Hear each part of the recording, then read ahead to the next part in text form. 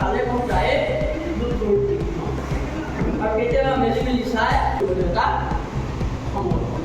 সেইকাৰণে মই ভাবিলোঁ এই শ্ৰদ্ধায়ে আৰু যে প্ৰতিজন মানুহৰ ওপৰত বুঢ়াজনৰ মাজত এজন ডেকাজনৰ মাজত এজন বুঢ়া মানুহ লুকাই থাকে।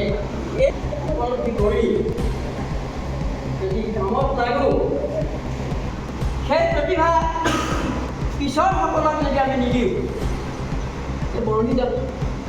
বহু আমাৰ গাঁৱলীয়া ঔষধ আছিল, আগত নিয়ম আছিল যে আমাক দিব নাপায়।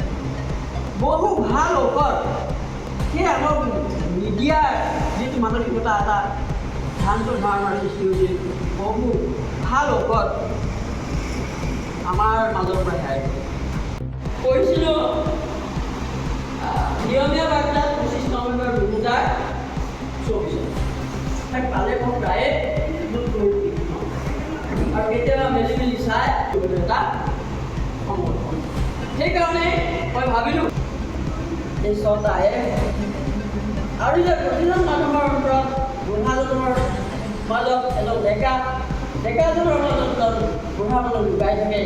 এই উপলব্ধি কৰি যদি কামত লাগো, সেই প্ৰতিভা পিছৰ সকলক যদি আমি নিদিওঁ বৰহি যাব। বহু আমাৰ গাঁৱলীয়া ঔষধ আছিল, আগত নিয়ম আছিল যে আমাক দিব নাপায়। বহু ভাল ঔষধ সেই আমাক নিদিয়াৰ যিটো মানসিকতা এটা ভ্ৰান্ত ধাৰণাৰ সৃষ্টি হৈছিল, বহু ভাল ঔষধ আমাৰ মাজৰ পৰা হেৰাই গ'ল। আজি আমাৰ দ্বিতীয় দ্বিবাৰ্ষিক সন্মিলন কাৰ্বি আংলং জ্যেষ্ঠ নাগৰিক সন্মিলনৰ অধিৱেশন হৈছে। এই অধিৱেশনত আমি যথেষ্ট আমাৰ মানুহ আজি বিভিন্ন শাখা সন্মিলনৰ পৰা আহিছে। বোকাজান, হাওৰাঘাট, বকলীয়া সকলো শাখাৰ পৰাই আমাৰ ইয়াত যোগদান কৰিছে। বৈঠালাংচও আহিছে, বৈঠালাংচ নহয়, ডংকামুকামৰ পৰা আহিছে। জ্যেষ্ঠ নাগৰিক সন্মিলনৰ উদ্দেশ্য হ'ল যিসকল জ্যেষ্ঠ ৰিটায়াৰ্ড পাৰ্চন তেওঁলোকৰ কাৰণে এই সন্মিলনখন কৰা হৈছে। তেওঁলোক যে সমাজৰ বিভিন্ন কামত নিজৰ অভিজ্ঞতাৰে বহুত কাম কৰি দিব পাৰে। সমাজ গঠনৰ কাৰণে আমি যথেষ্ট অৰিহণা যোগাব পাৰোঁ। জ্যেষ্ঠ যদিও তেওঁলোক বৃদ্ধ নহয়, এতিয়াও কৰ্মত হৈ আছে। এতিয়া মোৰ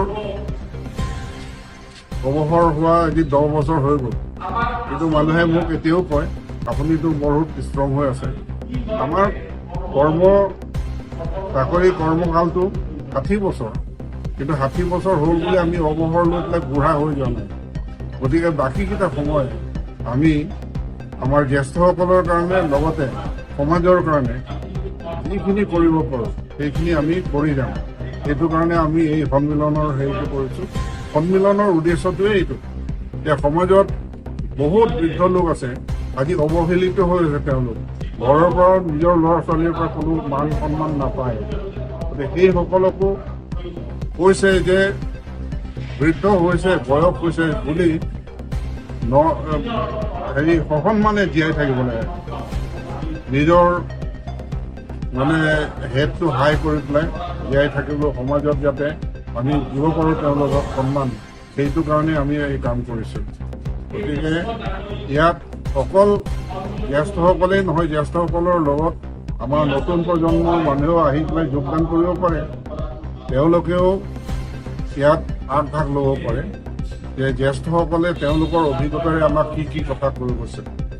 কাৰণ জ্যেষ্ঠসকল বিভিন্ন ডিপাৰ্টমেণ্টত চাকৰি কৰি আহিছে, বেলেগ বেলেগ চিটুৱেশ্যনত তেওঁলোকে ওলাই আহিছে। যিকোনো পৰিস্থিতিত তেওঁলোকে নিজৰ অভিজ্ঞতাৰে সেইখিনি ডিচিশ্যন ল'ব। আজি আমাৰ দ্বিতীয় দ্বিবাৰ্ষিক সন্মিলন কাৰ্বি আংলং জ্যেষ্ঠ নাগৰিক সন্মিলনৰ অধিৱেশন হৈছে।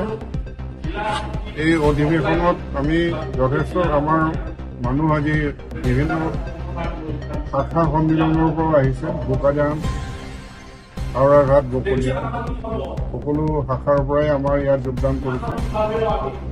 বৈঠালাংচও আহিছে, বৈঠালাংচ নহয়, ডংকামুকামৰ পৰা আহিছে। জ্যেষ্ঠ নাগৰিক সন্মিলনৰ উদ্দেশ্য হ'ল যিসকল জ্যেষ্ঠ ৰিটায়াৰ্ড পাৰ্চন তেওঁলোকৰ কাৰণে এই সন্মিলনখন কৰা হৈছে। তেওঁলোক যে সমাজৰ বিভিন্ন কামত নিজৰ অভিজ্ঞতাৰে বহুত কাম কৰি দিব পাৰে। সমাজ গঠনৰ কাৰণে আমি যথেষ্ট অৰিহণা যোগাব পাৰোঁ। জ্যেষ্ঠ যদিও তেওঁলোক বৃদ্ধ নহয়, এতিয়াও কৰ্মত হৈ আছে। এতিয়া মোৰ অৱসৰ হোৱা আজি 10 বছৰ হৈ গ'ল, কিন্তু মানুহে মোক এতিয়াও কয় আপুনিতো বহুত ষ্ট্ৰং হৈ আছে। আমাৰ কৰ্মকালটো 60 বছৰ, কিন্তু 60 বছৰ হ'ল বুলি আমি অৱসৰ লৈ পেলাই বুঢ়া হৈ যোৱা নাই। গতিকে বাকীকেইটা সময় আমি আমাৰ জ্যেষ্ঠসকলৰ কাৰণে লগতে সমাজৰ কাৰণে যিখিনি কৰিব পাৰোঁ সেইখিনি আমি কৰি যাম। সেইটো কাৰণে আমি এই সন্মিলনৰ হেৰিটো কৰিছোঁ। সন্মিলনৰ উদ্দেশ্যটোৱে এইটো যে সমাজত বহুত বৃদ্ধ লোক আছে, আজি অৱহেলিত হৈ আছে। তেওঁলোক ঘৰৰ পৰা নিজৰ ল'ৰা ছোৱালীৰ পৰা কোনো মান সন্মান নাপায়। গতিকে সেইসকলকো কৈছে যে বৃদ্ধ হৈছে, বয়স হৈছে বুলি সসন্মানে জীয়াই থাকিব লাগে। নিজৰ হেডটো হাই কৰি পেলাই জীয়াই থাকিবলৈ সমাজত যাতে আমি দিব পাৰোঁ তেওঁলোকক সন্মান, সেইটো কাৰণে আমি এই কাম কৰিছোঁ। গতিকে ইয়াত অকল জ্যেষ্ঠসকলেই নহয়, জ্যেষ্ঠসকলৰ লগত আমাৰ নতুন প্ৰজন্মৰ মানুহেও আহি পেলাই যোগদান কৰিব পাৰে। তেওঁলোকেও ইয়াত আগভাগ ল'ব পাৰে যে জ্যেষ্ঠসকলে তেওঁলোকৰ অভিজ্ঞতাৰে আমাক কি কথা কৈ গৈছে। কাৰণ জ্যেষ্ঠসকল বিভিন্ন ডিপাৰ্টমেণ্টত চাকৰি কৰি আহিছে, বেলেগ বেলেগ চিটুৱেশ্যনত তেওঁলোকে ওলাই আহিছে।